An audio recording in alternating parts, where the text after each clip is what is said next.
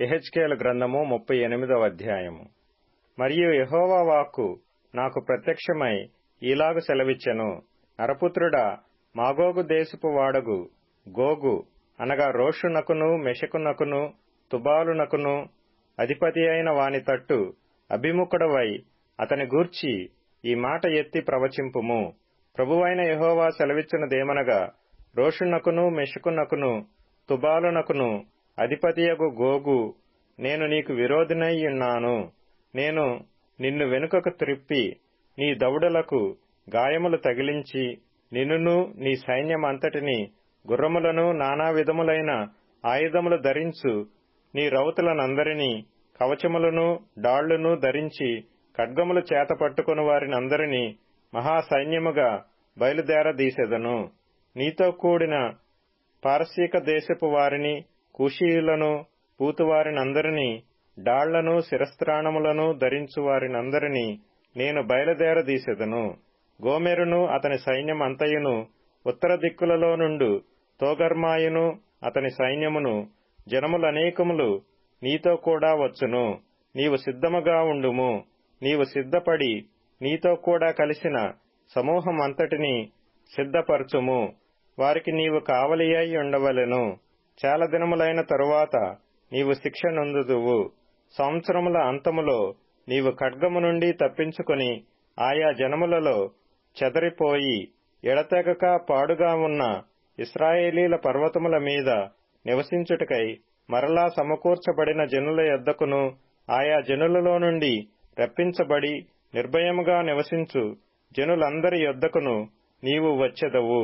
గాలివాన వచ్చినట్లును మేఘము కమ్మినట్లును నీవు దేశము మీదికి వచ్చెదవు. నీవును నీ సైన్యమును నీతో కూడిన బహుజనమును దేశము మీద వ్యాపింతురు. ప్రభువైన యెహోవా సెలవిచ్చినదేమనగా, ఆ కాలమందు నీ మనస్సులో అభిప్రాయములు పుట్టును. నీవు దురాలోచన చేసి ఇట్లను కొందువు, నేను ప్రాకారములు లేని గ్రామములు గల దేశము మీదికి పోయేదను. ప్రాకారములను అడ్డగడియలును గవనులను లేని దేశము మీదికి పోయేదను. నిమ్మళముగాను నిర్భయముగాను నివసించు వారి మీదికి పోయేదను. వారిని దోచుకొని కొల్ల సొమ్ముగా పట్టుకొనుటకై పూర్వము పాడై మరలా నివసింపబడిన స్థలముల మీదికి తిరిగి పోయేదను. ఆయా జనములలో నుండి సమకూర్చబడి పశువులను సరకులను గలిగి భూమి నట్ట నడుమ నివసించు జనుల మీదికి తిరిగిపోయేదను. శబావారును దదాను వారును తర్షీషు వర్తకులను కొదమ సింహముల వంటి వారైన దాని వారందరును నిన్ను చూచి, సొమ్ము దోచుకొనుటకు వచ్చితివా? దోపు దోచుకొనుటకు సైన్యము సమకూర్చితివా? బహుగా దోపు దోచుకొని వెండి బంగారములను పశువులను సరకులను పట్టుకొని పోవుటకు చాలా దోపుడు దోచుకొనుటకు వచ్చితివా అని నిన్నడుగుదురు. కాగా నరపుత్రుడా, ప్రవచనమెత్తి గోగుతో ఇట్లనుము. ప్రభువగు యెహోవా సెలవిచ్చినదేమనగా, నా జనులగు ఇశ్రాయేలీయులు నిర్భయముగా నివసించు కాలమున నీవు తెలుసుకొందువు కదా. ఉత్తర దిక్కున దూరముననున్న నీ స్థలములలో నుండి నీవును నీతో కూడా జనములనేకములను గుర్రములెక్కి బహు విస్తారమైన సైన్యముగా కూడి వచ్చి మేఘము భూమిని కమ్మినట్లు ఇశ్రాయేలీలగు నా జనుల మీద పడెదరు. అంత్యదినములందు అది సంభవించును. అన్యజనులు నన్ను తెలుసుకొనున్నట్లు నిన్ను బట్టి వారి ఎదుట నన్ను నేను పరిశుద్ధపరచుకొను సమయమున గోగు, నేను నా దేశము మీదికి నిన్ను రప్పించెదను. ప్రభువగు యెహోవా సెలవిచ్చినదేమనగా, నిన్ను వారి మీదికి రప్పించెదనని పూర్వమందు ఏటేటా ప్రవచించుచూ వచ్చిన ఇశ్రాయేలీల ప్రవక్తులైన నా సేవకుల ద్వారా నేను సెలవిచ్చిన మాట నిన్ను గూర్చినదే గదా. ఆ దినమున గోగు ఇశ్రాయేలీల దేశము మీదికి రాబోవు ఆ దినమున నా కోపము బహుగా రగులుకొనును.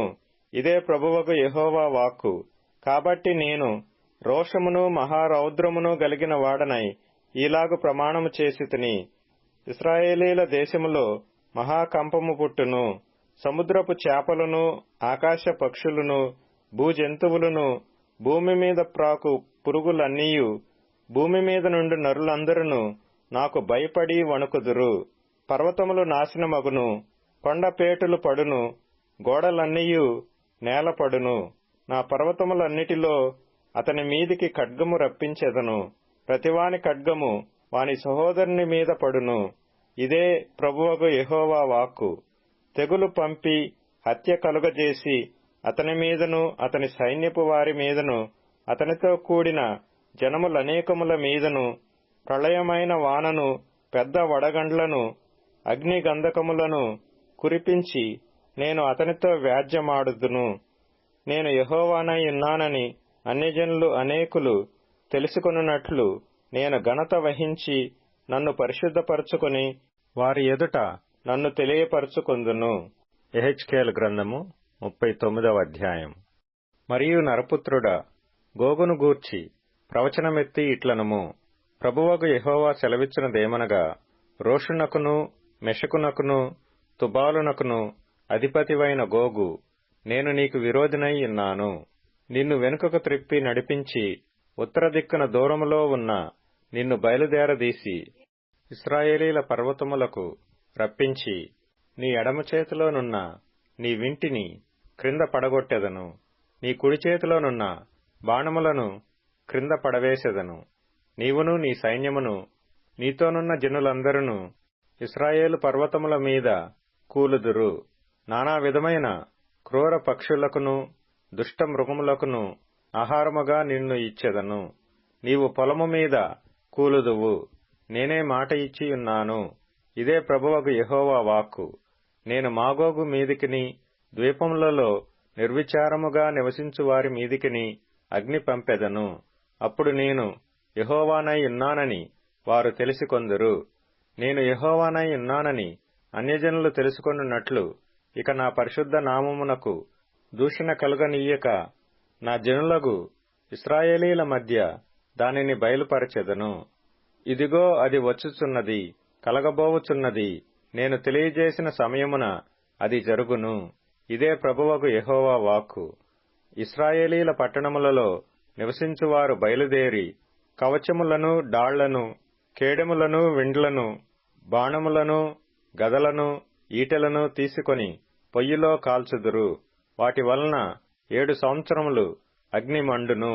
వారు పొలములో కట్టెలు ఏరుకొనకయు అడవులలో మ్రానులు నరుకకయు నుండి ఆయుధములు పొయ్యిలో కాల్చుచుందురు. తమ్మును దోచుకొనిన వారిని తామే దోచుకుందురు. తమ సొమ్ము కొల్లపెట్టిన వారి సొమ్ము తామే కొల్లపెట్టుదురు. ఇదే ప్రభువగు యెహోవా వాక్కు. ఆ దినమున గోగువారిని పాతిపెట్టుటకై సముద్రమునకు తూర్పుగా ప్రయాణస్థులు పోవు లోయలో ఇశ్రాయేలు దేశమున నేనొక స్థలమును ఏర్పరచెదను. గోగును అతని సైన్యమంతటిని అక్కడి జనులు పాతిపెట్టగా ప్రయాణస్థులు పోవుటకు వీలు లేకుండును. ఆ లోయకు హమోన్ గోగు అను పేరు పెట్టుదురు. దేశమును పవిత్రపరచుచు ఇశ్రాయేలీయులు 7 నెలలు వారిని పాతిపెట్టుచుందురు. నేను ఘనము వహించు దినమున దేశపు జనులందరూ వారిని పాతిపెట్టుదురు. దానివలన వారు కీర్తి నొందెదరు. ఇదే యెహోవా వాక్కు. దేశమును పవిత్రపరచుటకై దానిలోనున్న కళేబరములను పాతిపెట్టు వారిని దేశమును సంచరించి చూచుచు వారితో కూడా పోయి పాతిపెట్టు వారిని నియమించెదరు. 7 నెలలైన తరువాత దేశమునందు తనిఖీ చేసెదరు. దేశమును సంచరించి చూచువారు తిరుగులాడుచుండగా మనుష్యశల్యమొకటి అయినను కనబడిన ఎడల పాతిపెట్టువారు హమోన్ గోగు లోయలో దానిని పాతిపెట్టు వరకు అక్కడ వారేదైనా ఒక ఆనవాలు పెట్టుదురు. మరియు హమోనా అను పేరు గల ఒక పట్టణముండును. ఈలాగన వారు దేశమును పవిత్రపరచుదురు. నరపుత్రుడా, ప్రభువైన యెహోవా సెలవిచ్చినదేమనగా, సకల జాతుల పక్షులకును భూమృగములకన్నిటికిని ఈ సమాచారము తెలియజేయము. నేను మీ కొరకు వధించు బలికి నలుదిక్కుల నుండి కూడిరండి. ఇశ్రాయేలీల పర్వతముల మీద నొక గొప్ప బలి జరుగును. మీరు మాంసము తిందురు, రక్తము త్రాగుదురు. బలాఢ్యుల మాంసము తిందురు. భూపతుల రక్తమును, బాషానులో క్రొవ్విన పొట్టేళ్ల యొక్కయు, గొర్రెపిల్లల యొక్కయు, మేకల యొక్కయు, కోడెల యొక్కయు రక్తము త్రాగుదురు. నేను మీ కొరకు బలి వధింపబోవుచున్నాను. మీరు కడుపారా క్రొవ్వు తిందురు, మత్తు కలుగునంతగా రక్తము త్రాగుదురు. నేనేర్పరచిన పంక్తిని కూర్చుండి గుర్రములను, రౌతులను, బలాఢ్యులను, ఆయుధస్తులను మీరు కడుపారా భక్షింతురు. ఇదే ప్రభువగు యెహోవా వాక్కు. నా ఘనతను అన్యజనులలో అగుపరచెదను. నేను చేసిన తీర్పును, వారి మీద నేను వేసిన నా హస్తమును అన్యజనులందరూ చూచెదరు. ఆ దినము మొదలుకొని నేనే తమ దేవుడైన యెహోవానై ఉన్నానని ఇశ్రాయేలీలు తెలిసికొందురు. మరియు ఇశ్రాయేలీలు తమ దోషమును బట్టి చెరలోనికి పోయిరనియు, వారు విశ్వాసఘాతకులైనందున నేను వారికి పరాణ్ముఖుడనై, వారు ఖడ్గము చేత కూలునట్లుగా వారిని బాధించువారికి అప్పగించితిననియు అన్యజనులు తెలుసుకొందురు. వారి అపవిత్రతను బట్టియు అతిక్రమ క్రియలను బట్టియు నేను వారికి పరాణ్ముఖుడనై వారికి ప్రతీకారము చేసితిని. కాబట్టి ప్రభువగు యెహోవా సెలవిచ్చినదేమనగా, నా పరిశుద్ధ నామమును బట్టి రోషము కలిగిన వాడనై యాకోబు సంతతి వారిని చెరలో నుండి రప్పించెదను. ఇశ్రాయేలీలందరి ఎడల జాలిపడెదను. వారు నా ఎడల తాము చూపిన విశ్వాసఘాతుకమును, తమ అవమానమును తాము భరించుదురు. నేను అన్యజనులందరిలో నుండి వారిని సమకూర్చి వారి శత్రువుల దేశములో నుండి రప్పించిన తరువాత వారు సురక్షితముగాను నిర్భయముగాను తమ దేశములో నివసించున్నప్పుడు వారి యందు అన్యజనులనేకముల ఎదుట నన్ను పరిశుద్ధపరచుకొందును. అన్యజనులలోనికి వారిని చెరగా పంపి వారిలో ఎవరిని ఇకను అచ్చట ఉండనీయక తమ దేశమునకు వారిని సమకూర్చిన సంగతిని బట్టి నేను తమ దేవుడైన యెహోవానై ఉన్నానని వారు తెలిసికొందురు. అప్పుడు ఇశ్రాయేలీల మీద నేను నా ఆత్మను కుమ్మరించెదను గనుక నేనికను వారికి పరాణ్ముఖుడనై యుండను. ఇదే ప్రభువగు యెహోవా వాక్కు. కీర్తనల గ్రంథం 135వ కీర్తన. ఐగుప్తులో మనుషులు తొలిచూలులను, పశువుల తొలిచూలులను ఆయన హతము చేసెను. ఐగుప్తు నీ మధ్యను, ఫరో ఎదుటను, అతని ఉద్యోగస్తుల ఎదుటను ఆయనే సూచక క్రియలను, మహత్కార్యములను జరిగించెను. అనేకులైన అన్యజనులను, బలిష్ఠులైన రాజులను ఆయన హతము చేసినవాడు. అమోరీయుల రాజైన ఓగును హతము చేసెను. కనాను రాజ్యములన్నిటినీ పాడు చేసెను. ఆయన వారి దేశమును స్వాస్థ్యముగాను, ఇశ్రాయేలీయులైన తన ప్రజలకు స్వాస్థ్యముగాను అప్పగించెను. సామెతల గ్రంథం 29వ అధ్యాయము. న్యాయము జరిగించుట వలన రాజు దేశమునకు క్షేమము కలగజేయును. లంచములు పుచ్చుకొనివాడు దేశమును పాడు చేయును. తన పొరుగువానితో ఇచ్చకములాడువాడు వాని పట్టుకొనుటకు వలవేయువాడు. దుష్టుని మార్గమున బూనులు ఉంచబడును. నీతిమంతుడు సంతోషగానములు చేయును. పేతురు రాసిన 2వ పత్రిక 2వ అధ్యాయము. మరియు అబద్ధ ప్రవక్తలు ప్రజలలో ఉండిరి. అటువలనే మీలోనూ అబద్ధ బోధకులుందురు. వీరు తమను కొనిన ప్రభువును కూడా విసర్జించుచు తమకు తామే శీఘ్రముగా నాశనము కలుగజేసుకొనుచు నాశనకరమగు భిన్నాభిప్రాయములను రహస్యముగా బోధించుదురు. మరియు అనేకులు వారి పోకిరి చేష్టలను అనుసరించి నడుతురు. వీరిని బట్టి సత్యమార్గము దూషింపబడును. వారు అధిక లోబులై కల్పనా వాక్యములు చెప్పుచు మీ వలన లాభము సంపాదించుకొందురు. వారికి పూర్వము నుండి విధింపబడిన తీర్పు ఆలస్యము చేయదు. వారి నాశనము కునికి నిద్రపోదు.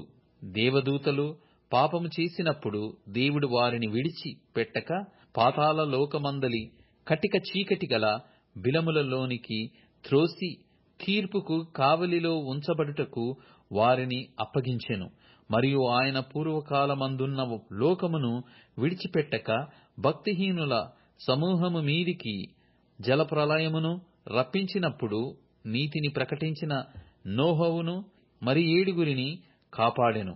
మరియు ఆయన సొదొమ గొమొర్రాలను పట్టణములను భస్మము చేసి ముందుకు భక్తిహీనులగు వారికి వాటిని దృష్టాంతముగా ఉంచుటకై వాటికి నాశనము విధించి దుర్మార్గుల కామ వికార యుక్తమైన నడవడి చేత బహుబాధపడిన నీతిమంతుడగు లోతును తప్పించెను.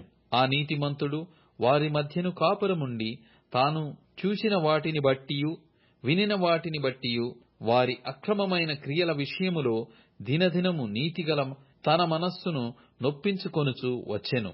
భక్తులను శోధనలో నుండి తప్పించుటకును, దుర్నీతిపరులను, ముఖ్యముగా మలినమైన దురాశ కలిగి శరీరానుసారముగా నడుచుకొనుచు ప్రభుత్వమును నిరాకరించుచు శిక్షలో ఉంచబడిన వారిని తీర్పు దినము వరకు కావలిలో ఉంచుటకును ప్రభువు సమర్థుడు.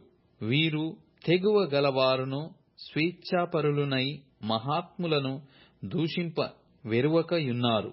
దేవదూతలు వారికంటే మరి అధికమైన బలమును శక్తియు గలవారైనను ప్రభువు ఎదుట వారిని దూషించి వారి మీద నేరము మోప వెరతురు. వారైతే పట్టబడి చంపబడుటకే స్వభావ సిద్ధముగా పుట్టిన వివేక శూన్యము గల మృగముల వలె ఉండి, తమకు తెలియని విషయములను గూర్చి దూషించుచు తమ దుష్ప్రవర్తనకు ప్రతిఫలముగా హాని అనుభవించుచు తాము చేయు నాశనముతోనే తామే నాశనము పొందుదురు. ఒకనాటి సుఖానుభవము సంతోషమని ఎంచుకొందురు.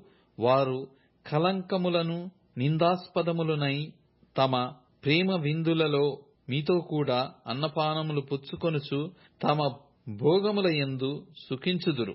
వ్యభిచారిణిని చూచి ఆశించుచు పాపము మానలేని కన్నులు గల వారును, అస్థిరులైన వారి మనస్సులను మరలు కొల్పుచు లోభిత్వమందు సాధకము చేయబడిన హృదయము గల వారును శాపగ్రస్తులనయ్యుండి తిన్నని మార్గమును విడిచి బెయేరు కుమారుడైన బిలాము పోయిన మార్గమును బట్టి త్రోవ తప్పిపోయిరి. ఆ బిలాము దుర్నీతి వలన కలుగు బహుమానమును ప్రేమించెను. అయితే తాను చేసిన అతిక్రమము నిమిత్తము అతడు గద్దింపబడెను. ఎట్లనగా నోరులేని గార్ధబము మానవ స్వరముతో మాటలాడి ఆ ప్రవక్త యొక్క వెర్రితనము అడ్డగించెను. వీరు నీళ్లు లేని బావులును పెనుగాలికి కొట్టుకొని పోవు మేఘములునయ్యున్నారు. వీరి కొరకు గాఢాంధకారము భద్రము చేయబడి ఉన్నది. వీరు వ్యర్థమైన డంబపు మాటలు పలుకుచు తామే శరీర సంబంధమైన దురాశలు గల వారై తప్పు మార్గమందు నడుచువారిలో నుండి అప్పుడే తప్పించుకొనిన వారిని పోకిరి చేష్టల చేత మరలు కొల్పుచున్నారు. తామే భ్రష్టత్వమునకు దాసులయ్యుండియు అట్టివారికి స్వాతంత్ర్యము ఇత్తుమని చెప్పుదురు. ఒకడు దేని వలన జయింపబడునో దానికి దాసుడగును గదా. వారు ప్రభువును రక్షకుడునైన యేసుక్రీస్తు విషయమైన అనుభవ జ్ఞానము చేత ఈ లోక మాలిన్యములను తప్పించుకొనిన తరువాత మరల వాటిలో చిక్కబడి వాటి చేత జయింపబడిన ఎడల వారి కడవరి స్థితి మొదటి స్థితి కంటే మరి చెడ్డదగును. వారు నీతి మార్గమును అనుభవపూర్వకముగా తెలుసుకొని తమకు అప్పగింపబడిన పరిశుద్ధమైన ఆజ్ఞ నుండి తొలగిపోవుట కంటే ఆ మార్గము అనుభవపూర్వకముగా తెలియక యుండుటయే వారికి మేలు. కుక్క తన వాంతికి తిరిగినట్టును, కడగబడిన పంది బురదలో దొర్లుటకు మళ్ళినట్టును అను నిజమైన సామెత చొప్పున వీరికి సంభవించెను.